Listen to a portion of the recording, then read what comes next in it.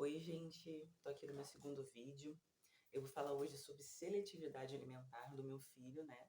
O Pedrinho é uma criança de 4 anos, né? Com bastante seletividade alimentar por causa do autismo, né? E eu vou falar um pouquinho sobre isso, tá?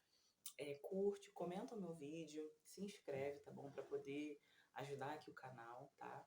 Eu quero fazer mais vídeos, eu quero continuar aqui mostrando, né, sobre a nossa rotina. Esse é o meu segundo vídeo ainda, então ainda estou falando um pouquinho, né, sobre a nossa família, né, mas eu quero mostrar a rotina, eu quero mostrar receitas também que eu gosto de fazer, né. Então, é como o meu canal fala, né, são coisas de Amanda, né, então algumas coisinhas que eu, né, quero compartilhar aqui, mas falando um pouquinho dessa maternidade, né, que é tão complexa, né, cheia de desafios, e também mostrando um pouquinho da nossa casa, rotina de limpeza, né? Um pouquinho de tudo, tá? Hoje, sobre seletividade alimentar, eu quero falar algo muito importante, né? No autismo, né, uma das coisas que tem, né, sintomas, características do autismo, é a seletividade alimentar. E se eu pudesse dizer qual é a característica mais forte no Pedro, com certeza eu diria que seria a seletividade alimentar, né? O Pedrinho, a partir de 1 ano e 2 meses, mais ou menos, ele começou a recusar muito, né? Na verdade, até antes, né? Quando a gente começou a introdução alimentar dele, com 6, 7 meses de idade, ele já era muito intolerante à comida. Eu tentava sopas, eu tentava várias texturas, vários alimentos. E ele sempre jogava fora, cuspia, vomitava. Era realmente uma situação muito, muito desgastante, tanto para mim quanto para ele, né? E a gente nem sabia ainda que era o autismo. E assim, essa característica permanece muito forte nele até hoje. Então, assim, eu consigo, né, fazer ele comer, ele até come, mas ainda é muito difícil. Basicamente, em todas as refeições, hoje ele já tem 4 anos, então já trabalhamos com ele aí mais de 3 anos, né, sobre a questão da alimentação dele, trazendo variedade, trazendo variação de texturas, fazendo um pouquinho de tudo, né, que a gente aprendeu. Mas ainda assim, hoje com quase 4 anos de idade, é muito difícil. Em todas as refeições existe dificuldade, ele repulsa, né, ele repele comida, mesmo que seja uma comida que ele come sempre, ainda assim ele mostra alguma resistência, né?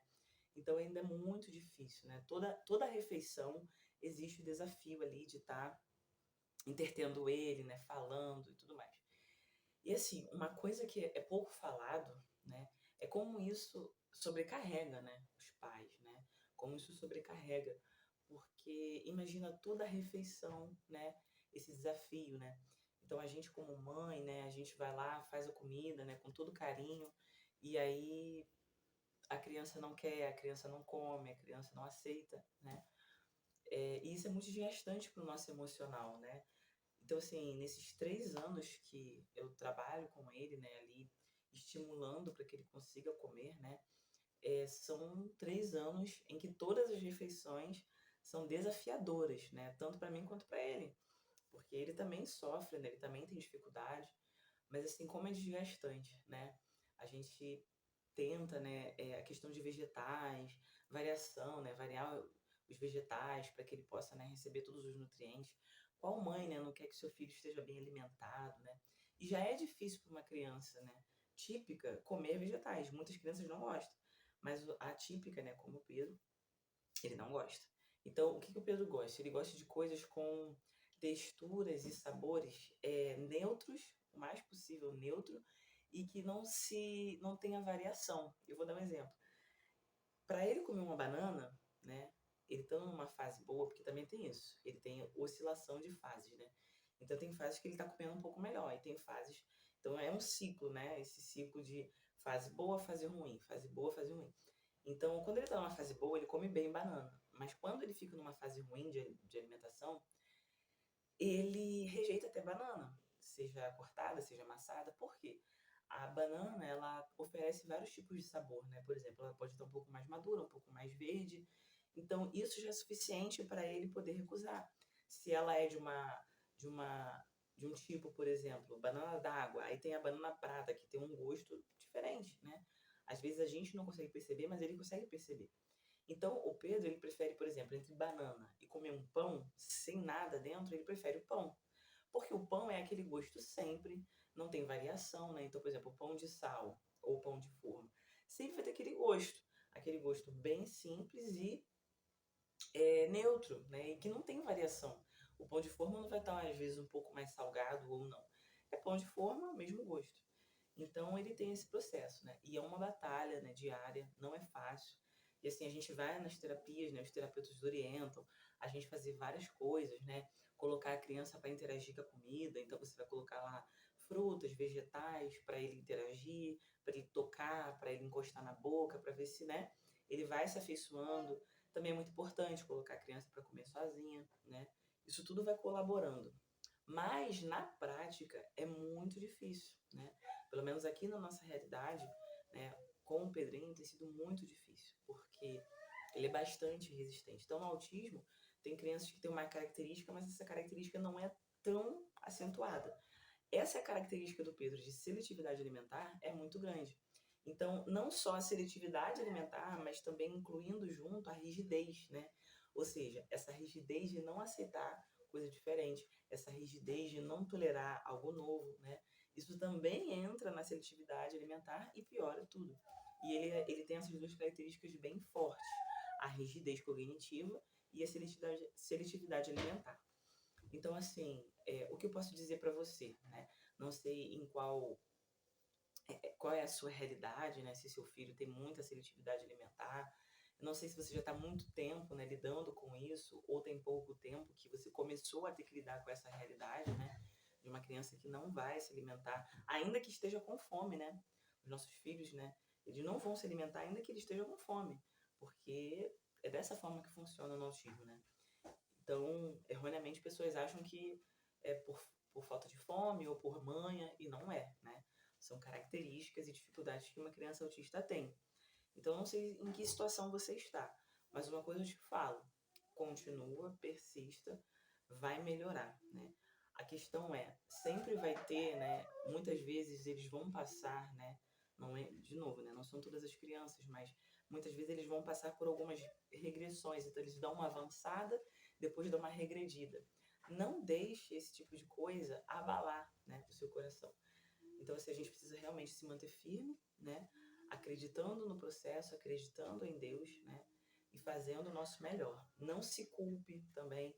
Uma coisa que nós fazemos muitas vezes é nos culparmos. Tipo assim, poxa, essa comida ele não se agradou, né? Eu devia ter feito outra. Não tem como saber, né? Tem dia que eles vão comer uma comida e tem dia que eles não vão comer. Mesmo sendo uma comida que ele já comeu antes, né? E às vezes a gente tem aquela atitude de se culpar. Ah, mas eu fiz diferente. Não, é uma coisa realmente deles, né? Então, assim, o que a gente pode fazer é dar o nosso melhor, né? E uma coisa que eu quero dizer aqui para fechar.